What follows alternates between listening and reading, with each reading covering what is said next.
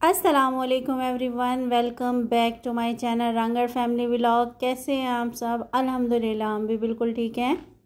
अब आप जहाँ रखे खुश रखे, अपने हिफ्ज़ व अमान में रखे। तंदुरुस्ती से बढ़कर कोई नेमत नहीं होती और उस खुदा का जितना भी शुक्र अदा किया जाए ना उतना कम है। ये मैं आपसे मॉर्निंग की रूटीन शेयर कर रही हूँ और इस टाइम मैं बना रही थी नाश्ता। अर्ली मॉर्निंग तो नहीं है लेकिन मॉर्निंग है। मैक्सिमम इस टाइम ना 10 साढ़े 10 बजे का टाइम है, क्योंकि सुबह 8 साढ़े 8 बजे के करीब मैंने हस्बैंड को चाय और रस दे दिए थे। वो नाश्ता करने के बाद फिर मैंने ना सवैयाँ बना के वो फ्रीज़ कर दी थी और फिर तकरीबन ना 10 साढ़े 10 बजे मैंने ना नाश्ता बनाना स्टार्ट किया। या देर से उठते हैं ना तो मेडिसिन ले रहे हैं, उनमें नींद ज़्यादा होती है और फिर सारा दिन ना सोते नहीं हैं, ताकि रात को ना उनको नींद ना आने की वजह से ना फिर वो पेन में रहते हैं ना, इस वजह से दिन में सोते नहीं हैं। फिर ना रात को मेडिसिन लेके ना वो सुबह देर तक ही सोए रहते हैं, फिर मैं भी उनको नहीं उठाती हूँ। तो तकरीबन ना मॉर्निंग हमारी ना अब लेट ही हो रही है, तकरीबन 8 साढ़े 8 9 बज ही जाते हैं। इससे पहले अब हमारी मॉर्निंग हो नहीं रही, तो सुबह मैं उठ कर उनको चाय और रस वगैरह या बिस्किट वगैरह हो तो वो दे देती हूँ। फिर उसके बाद उनको 10 बजे के करीब ना नाश्ता दे देती हूँ, क्योंकि बैठे बैठे भूख भी नहीं लगती और हाजमा भी नहीं होता है। तो फिर उनकी कोशिश होती है कि मैं भी थोड़ा लेट खाऊँ, और बाज़ औक़ात तो ना वो 11-12 भी बजा देते हैं, ताकि ना उनको ना यानी कि खाना खाने के बाद ना प्रॉब्लम ना हो। कहते हैं बैठे हुए मुझे ना बर्दाश्त नहीं होता खाना। और बच्चों की नॉइस आ रही है, बच्चों की आवाज़ें आ रही हैं। साथ वाले हमारे क्वार्टर में कोई आ चुका है ना, तो उनके माशाल्लाह बच्चे हैं, वो सारा दिन अब शोर करते हैं, पता चलता है कि साथ में कोई है। जब पहले यानी कि क्वार्टर खाली हुआ था ना, तो इतनी ज़्यादा वो थी, खामोशी थी, तो ऐसा लग रहा होता था कि कोई भी नहीं है। बाकी सब लोग भी छुट्टियों पे गए हुए थे, तो इस वजह से काफ़ी यानी कि सुनसान हुआ था सारा। लेकिन जब से ये साथ वाली फैमिली आई है ना, अच्छा खासा शोर होता है सारा दिन ना। ये जिस बेलन और ना चकला बेलन हम लोग इसको कहते हैं, आप पता नहीं इसको क्या कहते हैं, जिस पे रोटी बेलते हैं हम लोग तो इसको चकला बेलन कहते हैं। कुछ लोग इसको बेलन पाटिया भी कहते हैं। ये मेरे अपने अब्बू के हाथ का, यानी कि मेरे अब्बू के हाथ का ख़रीदा हुआ है। अब्बू घर के लिए लेके आए थे, 2 लेके आए थे। एक घर के लिए लेके आए, सॉरी लेके ही 2 आए थे, लेकिन अम्मी ने ना उठा के ना एक रख दिया था और बोला था मैंने 2 का क्या करना है, और ये किसी आपकी बच्ची के काम आ जाएगा। लेकिन ना अब्बू ने उस टाइम तो मना किया, नहीं मैं अपनी बच्चियों के लिए ना कोई भी चीज़ रखी हुई ना यूज़ नहीं करूँगा, आप ना घर में इस्तेमाल करो। अम्मी ने बोला चलें ठीक है, आप ना अभी एक इस्तेमाल कर लेती हूँ, जब ये ख़राब होगा तो दूसरा निकाल लूँगी। लेकिन शायद अब्बू की ना लाइफ इतनी नहीं थी, तो फिर ये बाद में ना अम्मी ने मुझे दे दिया। और ना एक पतीला, 2 पतीले यानी कि रखे हुए थे, घर के लिए लेके आए थे। मेरे अब्बू को चीज़ें बनाने का ना बहुत शौक़ था।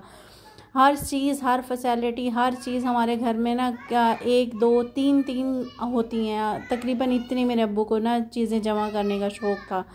जो चीज़ उनको अच्छी लगती थी बस ले आते थे, चाहे घर में रखने की जगह हो या ना हो। और मेरी अम्मी सेविंग की ज़्यादा यानी कि शौकीन है, उनको फ़जूल ख़र्चियाँ इतनी पसंद नहीं है। उनको ये लगता है कि जोड़ के जमा करके ना कुछ बना ले। और अब्बू को ये होता है कि लाइफ का ना, अब्बू को ये था कि लाइफ ज़िंदगी का मेरी कोई पता नहीं है, मेरे बच्चे हैं, मैंने ना अपने बच्चों को हर तरह की ऐश करवानी है, हर तरह की ना फैसिलिटीज़ देनी है, हर तरह की चीज़ें उनको मुहैया करनी है। अब्बू का ये माइंड था। फिर अब्बू जो भी कुछ लेके आते हैं ना, अम्मी घर में यूज़ भी करती और साथ में उनमें से कुछ उठा के रख भी देती। तो मेरी शादी हुई तो उनमें से एक पतीला और एक ये रोटी यानी कि बेलने वाला जो चकला है वो, और एक पतीला स्टील का, वो मेरी बहन को, मेरे अब्बू के हाथ की हमारे पास सिर्फ यही 2 चीज़ें हैं, जो वो भी अम्मी ने यानी कि चोरी से अब्बू से छुपा के रख दी थी, और अब्बू को यही बोला था कि मैं घर में यूज़ कर रही हूँ। खैर ये 2 चीज़ें हमें बहुत अजीज़ हैं, ये तो मैं इस्तेमाल कर रही हूँ। और दूसरा जो मेरा पतीला वो अभी तक रखा हुआ है, वो उसको मैंने यूज़ नहीं किया हुआ। और उसके बाद जी नाश्ता हमने कर लिया था। नाश्ता वगैरह करने के बाद ना मैं सालन बनाने के लिए आ चुकी थी। कल मंगवाया था मैंने ना चिकन। अब तो बस यही वेट होता है कि ना कोई बाज़ार जाए तो चीज़ें ला दे। बाहर बच्चों से पानी वगैरह मंगवा लेती हूँ। हस्बैंड मुझे बोलते हैं आप चले जाओ ना, यहाँ पे कैंटीन है उससे ले आओ चीज़ें जाके, लेकिन मेरी हिम्मत ही नहीं होती, अकेले जाने को दिल ही नहीं करता है। बस मैं किसी ना किसी वेट में रहती हूँ। तो ये फिर कोई बाज़ार गया था, उनसे क्या चिकन मंगवा लिया था आज, फिर मैं वही बनाने लगी थी। मुझे नहीं पता कि आप लोगों का माइंड क्या है, लेकिन मेरा माइंड ये है कि ज़िंदगी में हर टाइम ना मुश्किल टाइम ज़रूर आना चाहिए, क्योंकि मुश्किल टाइम ही हमें सिखा रहा होता है, हमें बता रहा होता है, बहुत बहुत ज़रूरी होता है।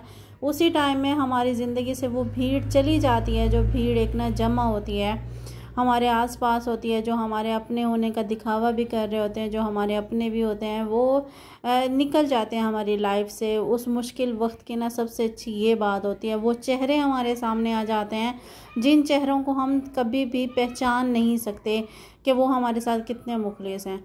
इसीलिए ना मुझे तो हर टाइम ना लाइफ में आना ना बहुत बहुत यानी कि ज़रूरी होता है और आना चाहिए, ताकि हमें ज़िंदगी की मुश्किलात का पता चले। आसानियों में तो ज़िंदगी हर कोई गुजार लेता है, ज़िंदगी को समझ के, ज़िंदगी को ना ज़िंदगी को समझ के और लोगों को समझ के और लाइफ को ना एक तरीके से मैनेज करके चलना, वो एक हुनर होता है।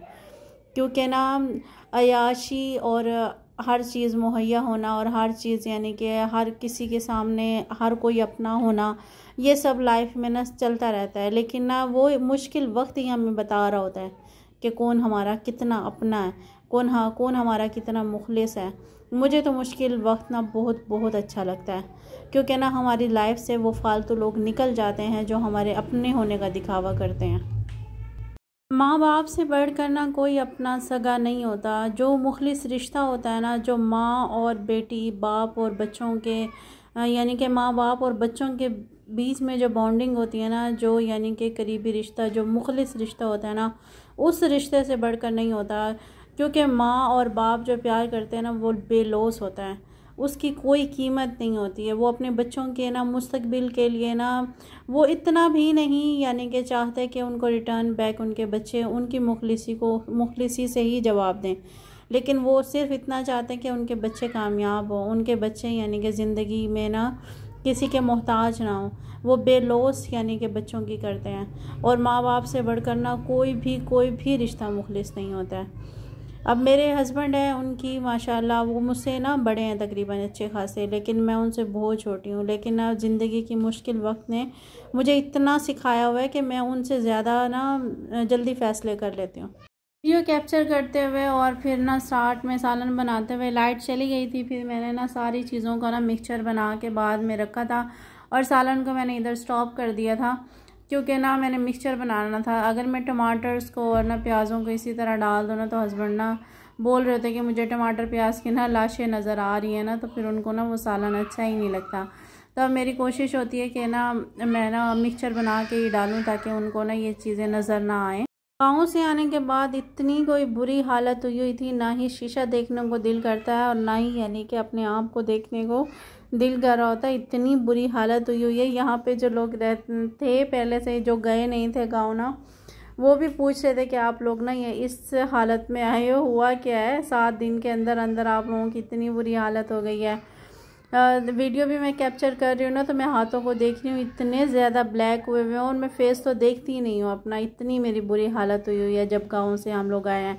एक तो वहाँ पे इतनी गर्मी थी, और मुल्तान की गर्मी तो वैसे ही मशहूर है, आप लोगों को पता है। एक तो बहुत ज़्यादा गर्मी थी, और दूसरा फिर लाइट वहाँ पे डिम होती है। एक चीज़ अगर यानी कि चला लो ना, तो दूसरी चीज़ ना डिम हो जाती है, और अगर डिम ना भी हो ना, तो वो इतनी गर्म हवा होती है कि वो ना हवा के आगे बैठ के भी ना ऐसा लगता होता है पंखों के आगे कि ना हम लोग धूप में बैठे हैं और वो धूप के यानी कि गर्मी के हमें थप्पड़ लग रहे हैं। इस कदर शदीद गर्मी है, और फिर ओपन माहौल है, सारा मट्टी है, डस्ट है बहुत ज़्यादा, और इसके अलावा बाकी यानी कि उनके चूल्हे का काम है, तो उसने हशर से नशर करके रख दिया 7 दिनों में। जब हम गांव से वापस आते हैं ना, तो हमारी कोई हालत नहीं होती है।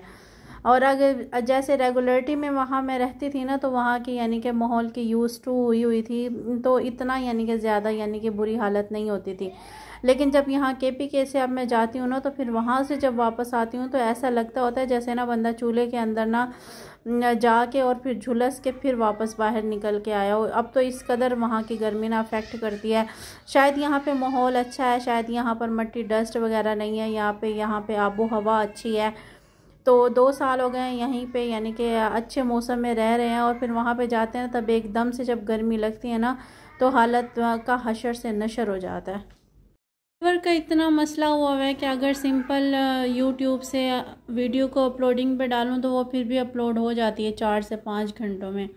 अगर YT स्टूडियो को ओपन करके वहाँ से वीडियोस को अपलोड करूँ, तो तकरीबन वो होती ही नहीं है, बिल्कुल ही वहीं पे रुक जाती है। पता नहीं क्या मसला है, नेटवर्क का मसला है, और फिर दूसरा बारिशें इतनी हो रही हैं।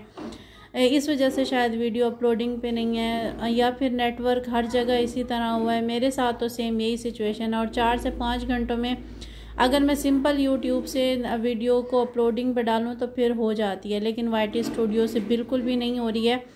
और इसके अलावा सैलाब का इतना ख़तरा बता रहे हैं, इतना ज़्यादा सैलाब का पानी, यानी कि दरियाओं में पानी इतना हुआ है पहले ही, यानी कि असरात अभी तक ख़त्म नहीं हुए। सैलाब के लोगों के घर अभी तक नहीं बने। यहाँ पे भी 2 फैमिलीज़ ऐसी हैं जिनके घरों में पानी यानी कि चला गया था। अभी तक उन्होंने फिर दोबारा अपने घरों की अब बुनियादें डाली हैं और फिर दोबारा अलर्ट जारी हुआ है। अल्लाह पाक अपने हिफ्ज़ अमान में रखें। और ये सैलाब और बारिशों से इतनी बुरी हालतें होती हैं। चले हम लोग घरों में बैठे हैं, हमें इतना महसूस नहीं होता। वो भी लोग हैं जो झोपड़ियों में हैं, वो भी लोग हैं जिनके ना कच्चे मकान हैं, जिनकी घरों की छतों से पानी लीक हो रहा होता है, उनके लिए ये बारिशें ज़हमत बन जाती हैं। और हम लोग बोलते होते हैं कि ना बहुत अच्छा मौसम है, हम लोग इंजॉय कर रहे हैं, लेकिन ना ये उनसे पूछ के देखें जिनके ना घरों के ना पानी की कोई यानी कि नकासी नहीं है, घरों में यानी कि पक्के मकानात नहीं है, या फिर जो झोपड़ियों में हैं उनके लिए मुश्किलात हो जाती हैं। बस अल्लाह पाक सब पर अपना रहम करे, अल्लाह पाक सबको अपने हिफ्ज़ अमान में रखे, इन मुश्किलात से दूर रखे। लाइफ में जो मुश्किलात आती हैं ना, तब इंसान ना बेबस हो जाता है। और आज का व्लॉग मेरा यहीं तक था। अगर आप लोगों को व्लॉग्स पसंद आए तो लाइक, शेयर और सब्सक्राइब भी कर दिया करें, और वीडियो को लाइक भी कर दिया करें, कंजूसी मत किया करें, इससे हौसला अफजाई होती है। और यहाँ पे खाना भी मेरा तैयार हो चुका था और साथ में फिर मैंने रोटियाँ भी बना ली थी। रोटियों की फिर मैंने वीडियो कैप्चर ही नहीं की। फिर मैंने ना खाना वगैरह बना के फिर तकरीबन ना मुझे 2 या 2:30 बजे का टाइम था जब हम लोगों ने ना लंच किया। क्योंकि ना देर से नाश्ता होता है तो लंच भी देर से हो रहा होता है, और फिर खाना यानी कि शाम का भी देर से खा रहे होते हैं। कोई रूटीन यानी कि अब नहीं रही है इस वजह से।